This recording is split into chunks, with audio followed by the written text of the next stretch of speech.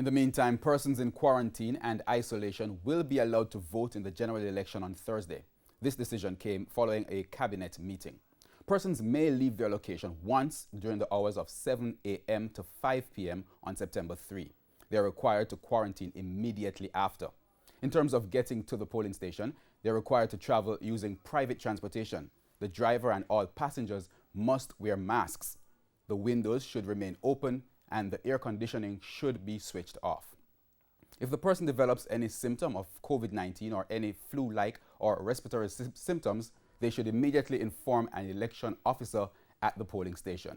Meanwhile, persons in isolation will have a 1-hour window in which to cast their ballots. Before leaving home, these individuals are required to notify the Ministry of Health. They are also required to wear a mask, face shield, gloves, and a disposable gown.